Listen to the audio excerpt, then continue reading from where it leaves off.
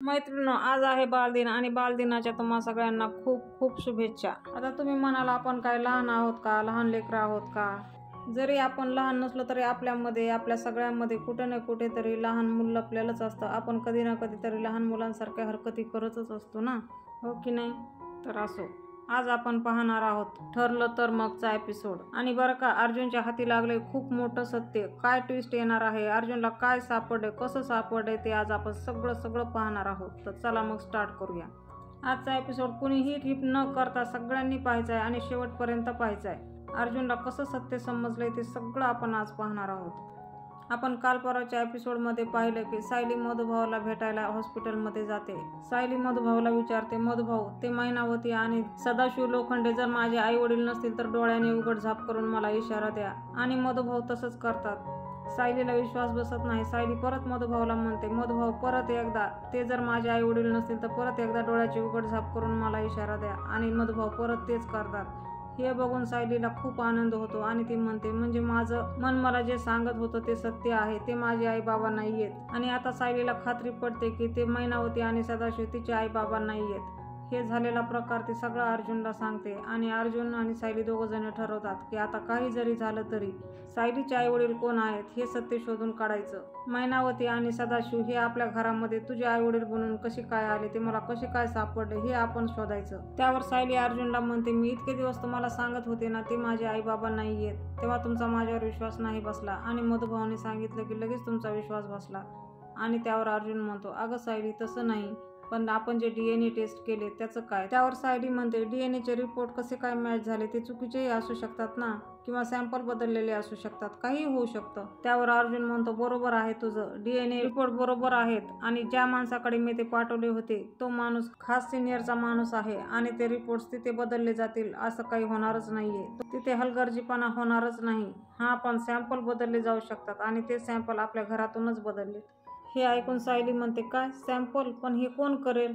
आणि त्यावर अर्जुन सायलीला म्हणतो, मी हे सॅम्पल काढून लगेच चैतन्य जवळ दिले. चैतन्य पण असा हलगर्जीपणा करणार नाही, तो सरळ लॅबमध्ये निघून गेला. ह्याचा अर्थ असा होतो की हे सॅम्पल फक्त आपल्या घरातूनच चेंज झालेत. हे ऐकून सायलीला धक्का बसतो आणि सायली म्हणते, अहो पण तुम्ही DNA करणार आहात हे तर आपल्या घरामध्ये कोणालाच माहिती नव्हतं, मग हे कसं काय शक्य आहे? आणि त्यावर अर्जुन म्हणतो, माहिती होतं, एका व्यक्तीला माहिती होतं, पण ती कोण व्यक्ती आहे ह्याचा फक्त मला संशय आहे.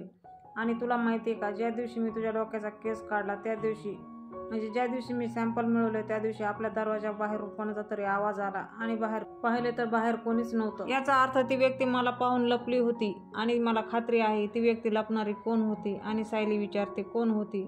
तर अर्जुन म्हणतो, ती प्रिया. आणि सायली पुढे अर्जुनला म्हणते, अहो असं काय करताय तुम्ही, तिला कुठे माहिती होतं आपण DNA करणार आहोत, किंवा मला तरी कुठे माहिती होतं? आणि अर्जुन म्हणतो, तिला माहिती नव्हतं, पण तिचं प्रत्येक आपल्या बारीक हालचालीवर लक्ष असतं. अर्जुन म्हणतो, तिच्या डोक्यामध्ये नक्कीच काहीतरी शिजतंय आणि मला 100% खात्री आहे की हे सॅम्पल तिनेच चेंज केलेत. त्यावर सायली म्हणते, हे जर सगळं असं असेल तर नक्की तिचा हेतू काय असेल, काय करण्याचा प्रयत्न करत असेल?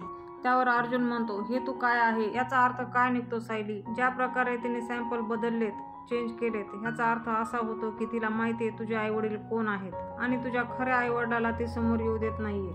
सायली अर्जुनला विचारते, अहो पण का असं करत असेल ती? आणि त्यावर अर्जुन म्हणतो, का हे माहिती नाही, पण आपल्याला हेच तर शोधून काढायचंय की कशासाठी हे सगळं ती करतीये.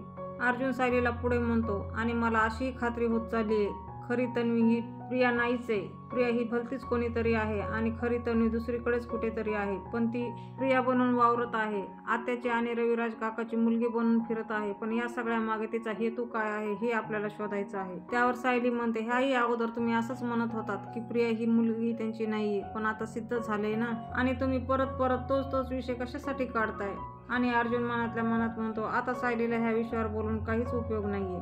आता अर्जुन थोडा प्रियाचा विचार करतो आणि तो म्हणतो, खरंच प्रिया जर खरी तन्वी असेल तर तिच्या पायावरचं तुळशीपत्र हे खरं असेल, आणि जर नसेल तर हे तुळशीपत्र खोटं असेल. पण ते आपल्याला शोधावं लागेल. पण कसं शोधायचं, काय करायचं? हिने त्या तुळशीपत्राचं काय केलं असेल? हिने टॅटू तर नसेल काढून घेतला? हा विचार त्याच्या डोक्यात आला. तो लगेच चैतन्याला फोन करतो आणि सांगतो, पनवेलमध्ये जेवढेही काही टॅटू शॉप आहेत तेवढ्या शॉपमध्ये जाऊन तू चौकशी करायची की ह्या वर्षभरामध्ये प्रिया नावाच्या मुलीने टॅटू काढून घेतला आहे का? ही माहिती तुला कुठे मिळते का हे तू बघ. अर्जुनचा फोन झाला की चैतन्य लगेच कामाला लागलेला असतो. चैतन्य सगळ्या टॅटू शॉपमध्ये जाऊन चौकशी करतो. आता पनवेलमधली फक्त 3 दुकानं बाकी असतात. चैतन्याला खात्री होते की या 3 दुकानापैकी एका दुकानामध्ये तरी प्रिया नक्कीच गेलेली असणार आहे. चैतन्य आता त्याच्या मनातली शंका अर्जुनला बोलून दाखवतो. ते त्याला फोन करतो आणि म्हणतो की आता 2-3 दुकानं बाकी आहेत, आपण तिथे दोघांनी जायला पाहिजे आणि मला खात्री आहे या दोन्ही 3 दुकानापैकी एका दुकानामध्ये प्रिया गेलेली असावी. अर्जुन आणि चैतन्य आता त्या 2 दुकानांमध्ये जाऊन येतात. त्या दोन्ही दुकानांमध्ये त्यांच्या हाती काहीच लागत नाही. आता राहतं फक्त एक. शेवटच्या दुकानामध्ये ते दोघे जण जातात. तिथला जो मालक असतो तो त्यांना काही माहिती द्यायला तयार नसतो. त्यासाठी अर्जुनने त्याची तयारी अगोदरच करून ठेवलेली असते. अर्जुन पोलीस स्टेशनमध्ये जाऊन इन्स्पेक्टर सावंताकडून परवानगी पत्र घेऊन येतो. ते परवानगी पत्र पाहून त्या मालकाचा आता नाईलाज झालेला असतो. अर्जुन त्या मालकाला म्हणतो, गेल्या वर्षभरात जेवढे काही कस्टमर तुमच्याकडे आले होते तेवढ्या सगळ्यांचा आम्हाला डेटा हवा आहे. आणि तो मालक त्या सगळ्यांची लिस्ट काढतो. त्या लिस्टमध्ये प्रियाचं नाव असतं. प्रियाने 7 महिन्यापूर्वी एक पायावर टॅटू काढून घेतलेला त्यांना दिसतो. अर्जुन त्या मालकाला म्हणतो, आम्हाला पूर्ण माहिती मिळेल का? तिने कधी काढलं, कोणता टॅटू काढला, कुठे काढला, ही सगळी इन्फॉर्मेशन आम्हाला पाहिजे. आणि त्यावर ते मालक म्हणतात, हो आमच्याकडे ती सगळी माहिती आहे. ते मालक म्हणतात, हे पहा, ह्या मॅडमने तळपायावर एक तुळशीपत्राचा टॅटू काढून घेतलेला आहे. हे ऐकून अर्जुन चैतन्याला म्हणतो, बघ चैतन्य, म्हणजे हिनं हा टॅटू बनवून घेतलेला आहे, म्हणजे ही प्रिया तन्वी नाहीच आहे, ही दुसरीच कोणतरी आहे. अर्जुन त्या मालकाला म्हणतो, मला ह्याची एक प्रिंट पाहिजे आहे. आणि अर्जुन त्याचा एक फोटो काढून घेतो. अर्जुन पुढे म्हणतो, याचे काही आम्हाला CCTV फुटेज मिळतील का? त्यावर ते मालक म्हणतात, थांबा, मला या तारखेचं फुटेज आहे का पाहावं लागेल. आणि तो मालक पाहायला जातो. तेव्हा त्यांना एक तिथे व्हिडिओ सापडतो आणि त्याच्यामध्ये स्पष्ट असं दिसतंय की प्रिया कारमधून खाली उतरते आणि त्या शॉपमध्ये जाते. आता अर्जुन प्रियाची सगळी माहिती, फोटो आणि व्हिडिओ सगळं त्याच्याकडे हस्तगत करून घेतो. अर्जुन आणि चैतन्य त्या माणसाला थँक्स म्हणतात आणि तिथून निघून जातात. बाहेर आल्याच्या नंतर चैतन्य अर्जुनला म्हणतो, काय रे अर्जुन, ही मुलगी इतकी खोटारडी आहे. तन्वीच्या पायावरचं तुळशीपत्र तिने स्वतःच्या पायावर गुंतून घेतलंय आणि खोटी तन्वी बनून इकडे आली आहे आणि इतके दिवस झाले ती सगळ्यांना फसवते आणि कोणाच्याही लक्षात येऊ नये. त्यावर अर्जुन म्हणतो, तिने फक्त तुळशीपत्रच गुंतून घेतलेलं नाहीये, तिने DNA सुद्धा मॅनेज केलेत. त्या प्रियाने रविराज काका सोबत तिचे स्वतःचे DNA सुद्धा मॅनेज केलेत. आणि त्यावर चैतन्य म्हणतो, काय, म्हणजे ही मुलगी इतकी पोहोचलेली आहे? चैतन्य म्हणतो, आता ही गोष्ट लगेचच्या लगेच आपल्याला रविराज काकाला सांगायला हवी. आणि त्यावर अर्जुन म्हणतो, नाही, अगोदर हे सगळं आपण सायलीला जाऊन सांगायचं आहे. आणि प्रियाचा खरा चेहरा सगळ्यासमोर आल्याशिवाय आपल्याला हे काही सांगता येणार नाही. आणि त्यासाठी आपल्याला आणखी काही पुरावे हवे आहेत. चैतन्य आणि अर्जुन दोघेही घरी येतात आणि घरी आल्यावर अर्जुन सायलीला म्हणतो, सायली, मी तुला म्हणत होतो ना की प्रिया ही आपल्याला फसवत आहे म्हणून. मी तुला म्हणत होतो ना, प्रिया ही रविराज आणि प्रतिमा आत्याची मुलगी नाहीये आणि हेच खरं आहे. आणि त्यावर सायली म्हणते, अहो काय हे, तुमच्या अजूनही हे डोक्यामधून गेलेलंच नाहीये का? त्यावर अर्जुन म्हणतो, तसं नाही सायली, माझ्या हातामध्ये पुरावे आलेत आणि तुला माहिती आहे अर्जुन सुभेदार पुराव्याशिवाय बोलत नाही. हे बघ काही पुरावे, म्हणजे तुझ्या सगळं लक्षामध्ये येईल. आणि अर्जुन त्या टॅटूच्या दुकानामधून आणलेले पुरावे सगळे ते सायली समोर ठेवतो. आता चैतन्य या दोघांना म्हणतो, मला एक महत्वाचं काम आठवलं आहे, मी आता जातो, तुम्ही दोघं जण डिस्कशन करा काय आहे ते. असं म्हणून चैतन्य तिथून निघून जातो. आता सायली ते पुरावे उघडून पाहते. प्रियाने तिच्या तळपायावर एक टॅटू बनवून घेतलेला आहे. सायली अर्जुनला विचारते, हे काय आहे? हा तर तिने टॅटू बनवलाय आणि हे तुम्ही मला का दाखवताय?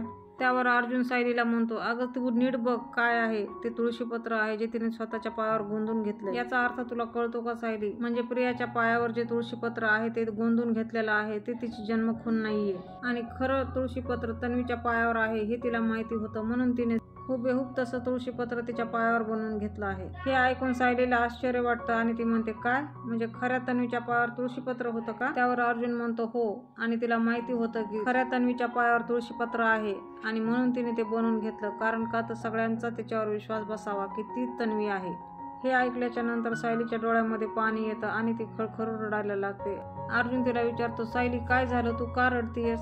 आणि सायलीला खरंच रडणं खूप अनावर झालेलं आहे. आणि सायलीला आठवतं की तिच्याही पायावर एक तुळशीपत्राची अशीच खूण आहे आणि याचा अर्थ असा होतो की दुसरी तिसरी कोणीही नसून मी स्वतः तन्वी आहे.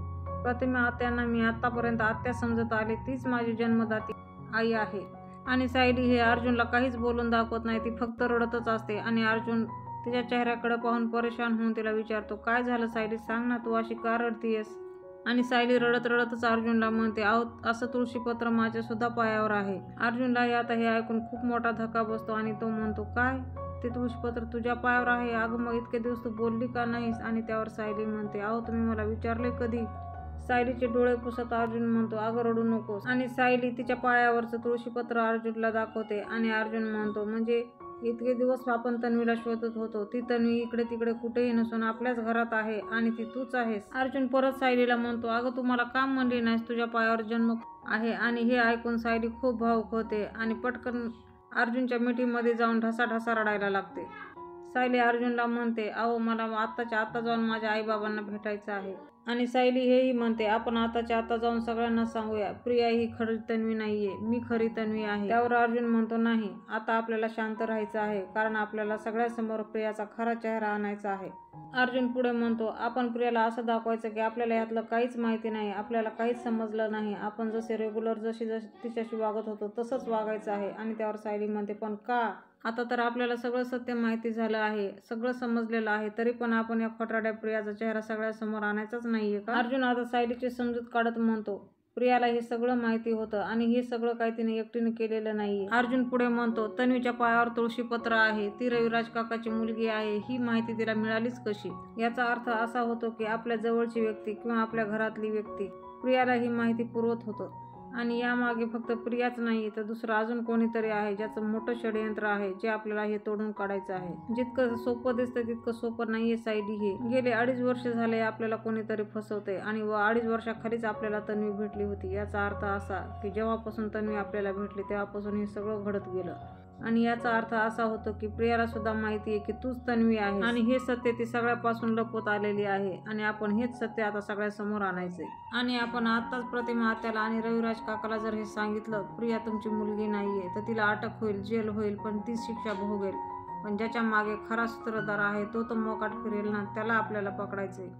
हे सगळं तो तिच्याकडून का करून घेते, ती का करते, हे सगळं आपल्याला शोधायचं आहे. तेव्हा आपण ह्यावेळेस गप्प बसणंच योग्य आहे. मैत्रिणी, तुम्हाला आजचा एपिसोड कसा वाटला नक्की कमेंट करून सांगा. असेच नवनवीन आणि फुल अपडेट्ससाठी आजच आपलं चॅनल सबस्क्राईब करा, बेल आयकॉन प्रेस करायला विसरू नका. व्हिडिओ आवडला असेल तर एखादा लाईक नक्कीच करा. भेटूया आपण उद्याच्या भागात.